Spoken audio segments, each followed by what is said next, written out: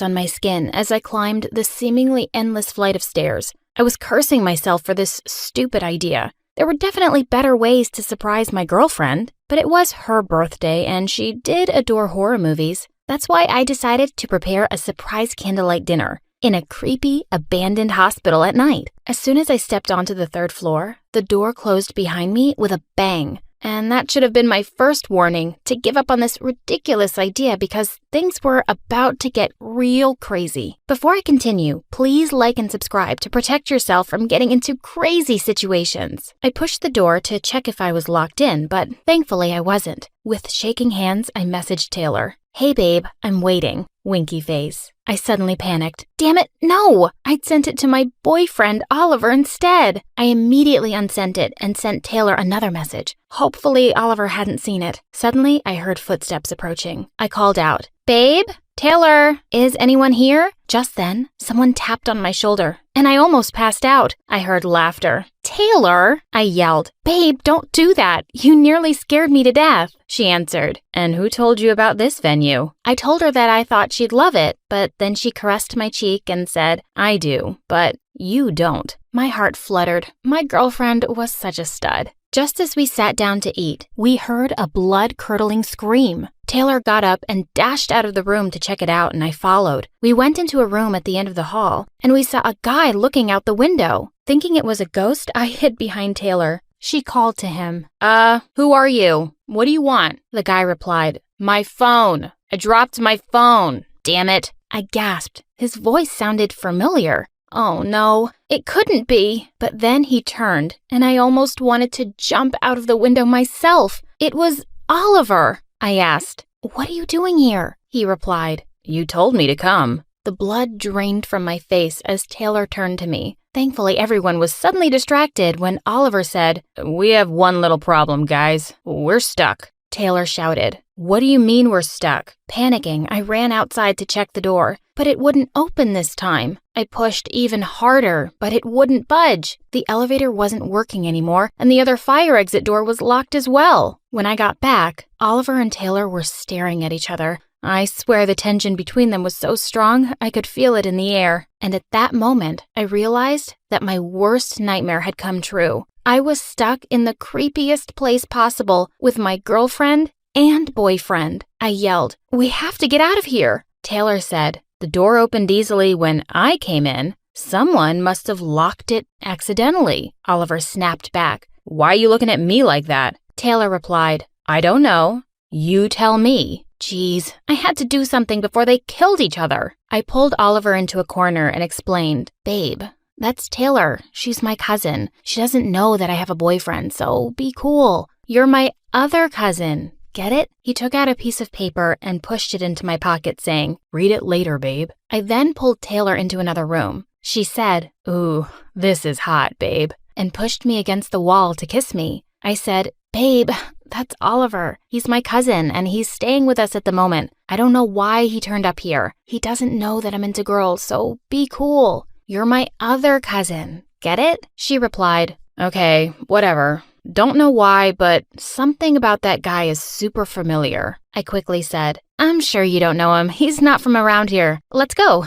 We started looking around to see if we could find a way out. Taylor's phone was in her bag, which was on her motorcycle outside, and Oliver had dropped his, so our only chance was my phone. I tried dialing 911, but of course, there was no signal. They were both holding onto my shirt as I led the way back to the room where Taylor and I had been on our date. Just then, Taylor picked up something from the floor. It was the little love note that Oliver had slipped into my pocket. She looked at me and then at Oliver and said, "Kendra, who gave this to you?" Before I could reply, Oliver jumped in and said, "What's it to you, huh? But out of our personal business, will you?" Taylor looked furious, and I did the only thing that I could think of and said it wasn't mine. "You know I think these notes are stupid." Then I took it from her and tossed it away. I turned to the window and started screaming for help, but no one seemed to be in the area. Taylor suggested we gather the bed sheets, tie them together to make a rope, and use it to climb down from the window. But Oliver immediately rejected her idea. "How are you so dumb?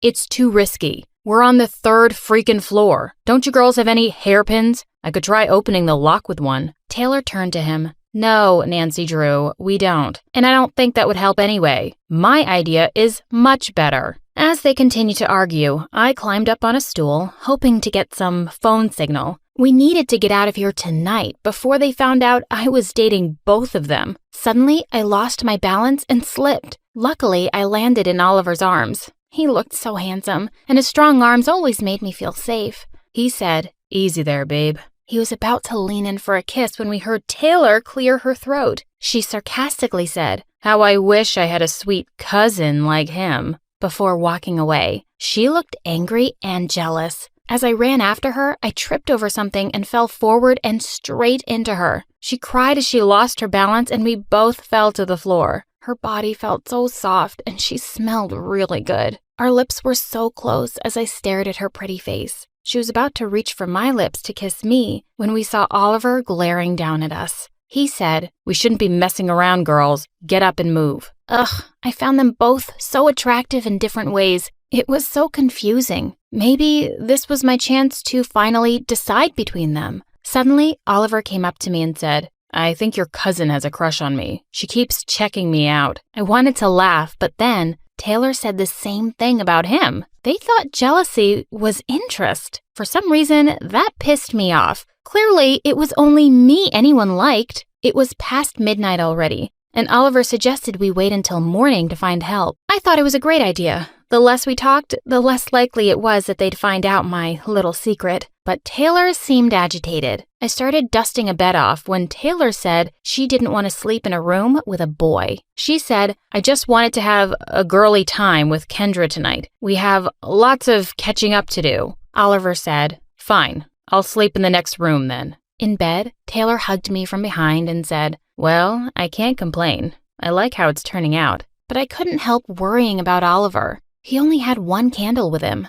Moments later, I noticed a blood stain on the bed and started freaking out. My period had started. Taylor said she had me covered and gave me a tampon. My girl was a lifesaver.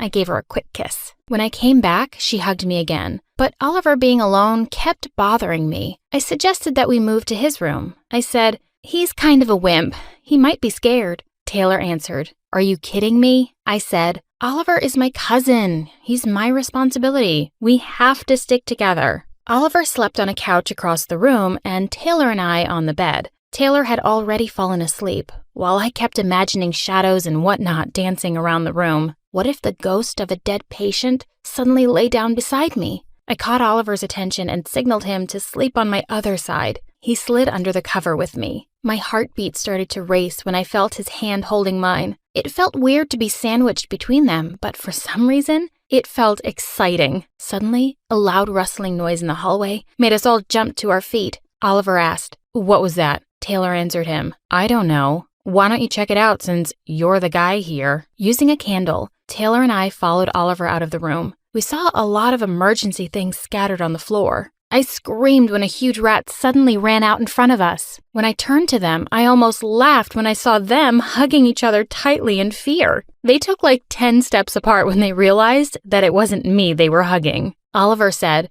"Sorry about that. I thought you were my cousin." Taylor answered, It's not a big deal." We couldn't fall back asleep after that and just sat in silence. Man, this was getting uncomfortable. I spotted an empty bottle in the corner. I shouted, "Let's play truth or dare." We sat down on the floor and Oliver spun the bottle. It landed on me. Oliver smirked and said, "Okay, Kendra, I dare you to kiss Taylor." I looked at him in shock. Was this some kind of test? I laughed and said, "That's gross, Oliver. She's my cousin." Taylor looked pissed when I said that. She said, "Oh, well, I guess the only two people who aren't cousins here are me and Oliver." And she suddenly crawled over to him, pulled him towards her by the collar, and kissed him. Oliver looked really surprised and turned red. I was so angry, but it's not like I could say anything. Thankfully, it was morning now, and everything had started to brighten up. We looked like a bunch of zombies.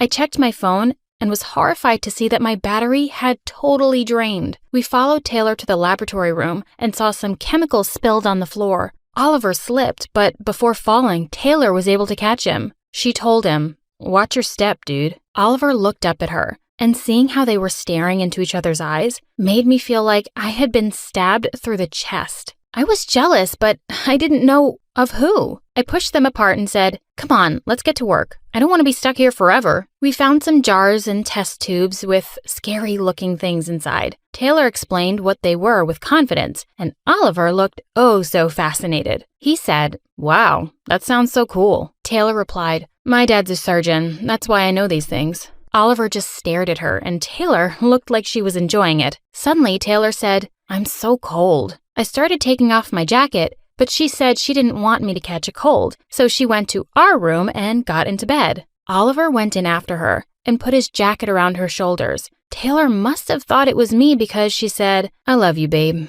But Oliver just turned red, and when Taylor saw who it was, she blushed too. Ugh, it was so annoying. I had to get their attention back. I walked away and tripped on purpose. Acting like I had a sprain, I shouted for help, but no one came. I was furious. I marched back to the laboratory room and my jaw dropped in horror at what I saw. My boyfriend and girlfriend were kissing. I screamed, "What the hell? I hate you both." Both of them looked so shocked as they stepped away from each other. Taylor said, "What did you say, babe?" I told her Oliver was mine. Oliver asked, "Did you just call her babe too?" I answered, "Yes, because she's my girlfriend. She's mine." All of a sudden, I realized what I'd done, but it was too late because they both looked furious. Now what? I immediately walked out and looked for a corner to cry in. A few hours had passed and my stomach growled. I realized that we hadn't eaten for more than 12 hours. I found them in our room eating the leftovers from last night.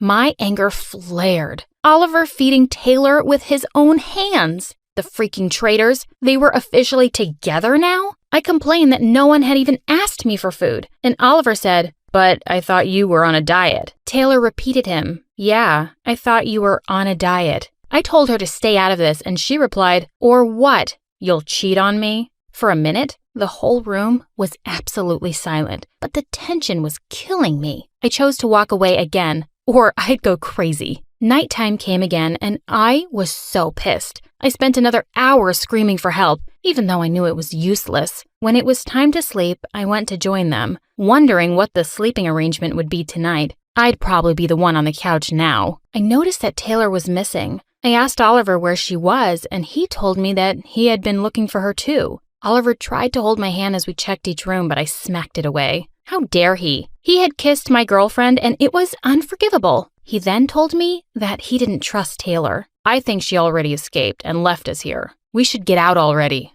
I was annoyed. How could he think about Taylor like that? I said, "You seemed to find her just fine when you were kissing her." Just then, he looked out the window and yelled, "See? I told you." He showed me a rope made of bed sheets hanging from the window. He said we could try going down that way too, but I hesitated because I saw her motorcycle still parked outside. I said, that looks like a really steep drop. Let's try to find another way?" My stomach growled again. Oliver grabbed my hand and pulled me to the back of the nurse's station. I was surprised when he took out some snacks and water bottles from a drawer. He said, "If you want to stay here, it's fine. We have everything we need." I said, "Of course I don't want to stay here. And where did this food come from?" Oliver said, "I don't know, babe. It was just here. I thought you probably brought it for your date. And look how she's left you now." We lay down to sleep. Just as I had dozed off, I woke up in shock. I'd heard a phone ring. Was I imagining stuff? Something just wasn't right.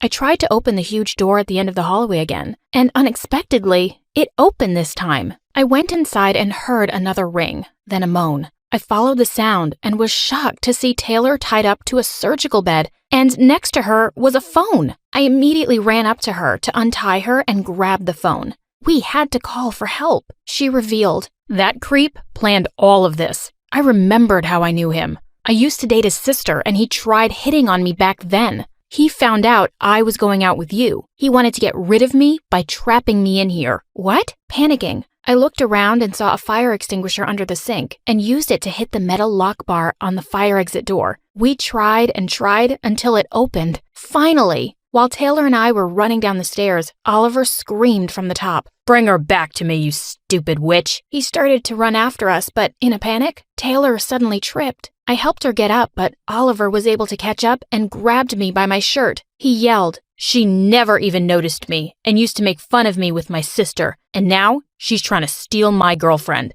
When you texted me by mistake, you gave me the perfect chance to set things straight. You're mine, Kendra. You can't be hers." He was about to pull me back, shaking Taylor off. Then suddenly, we heard sirens. The police had come. Oliver looked horrified, and then he was off. He ran down the stairs and out of the door. For a minute, I was scared he'd gotten away. But just then, 2 policemen came into sight, and they grabbed him. We ran downstairs and told them everything. To say he'll be behind bars for a long time is an understatement. My parents would be worried sick, so Taylor drove me home next. Before going inside, I invited her to spend the night with me. But to my surprise, she shook her head and said, "I really loved you, Kendra, but I need time to think about us." Tears rolled down my cheeks. "What do you mean? Are you breaking up with me?" But Taylor just left. Over the following weeks, I realized how unfair I had been to Taylor. She had always loved me and been strong for me, and all I had done was cheat on her. Now, she didn't even want to talk to me. Until one day, when the doorbell rang. When I went to check, someone stood at the back door with a huge bouquet of flowers. For a minute, I was terrified. Was Oliver somehow back? But then, the person holding the flowers peeked at me from behind them. "Taylor, I'm so sorry. I was crazy, and I just got carried away, but I love you, Kay. Even after everything, I love you,